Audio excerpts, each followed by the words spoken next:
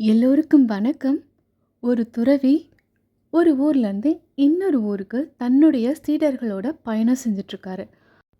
அவருக்கு மிகுந்த தாகம் இருந்தனால ஒரு ஆற்றங்கரையோரமாக போய் நிற்கிறாங்க. அப்போ அந்த துறவி பார்க்குறாரு, ஆற்றுல ஒரு தேள் தத்தளிச்சுக்கிட்டு இருக்கு, உயிருக்காக போராடிக்கிட்டு இருக்கு. சற்றும் யோசிக்காம அவரோட கை நீட்டி அந்த தேளை காப்பாற்றுறதுக்காக கையை நீட்டுறாரு. கையில கொட்டுது. அகைன் அண்ட் அகைன் கை நீட்டுறாரு. கையில கொட்டுது அந்த தேள். ஃபைனலா அந்த தேள காப்பாத்தி தரையில விட்டுறாரு.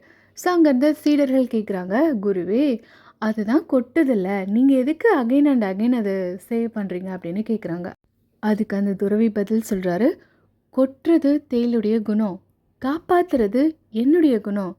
ஸோ மத்தவங்களோட தீய குணத்துக்காக எனக்கு இருக்க நல்ல குணத்தை நான் மாற்றிக்க கூடாது. நான் நானாக இருக்கிறது தான் எனக்கு ரொம்ப நல்லது" அப்படின்னு சொல்கிறாரு. ஸோ இந்த ஸ்டோரியோட மாறல் என்ன? மற்றவங்க நம்மக்கிட்ட பேடாக பிஹேவ் பண்ணுறாங்க அப்படிங்கிறதுக்காக நம்மக்கிட்ட இருக்க குட் ஹேபிட்ஸ் நல்ல எண்ணத்தெல்லாம் நம்ம மாற்றிக்க கூடாது. அது நல்லதும் கிடையாது. சைனிங் ஆஃப் சுடர்.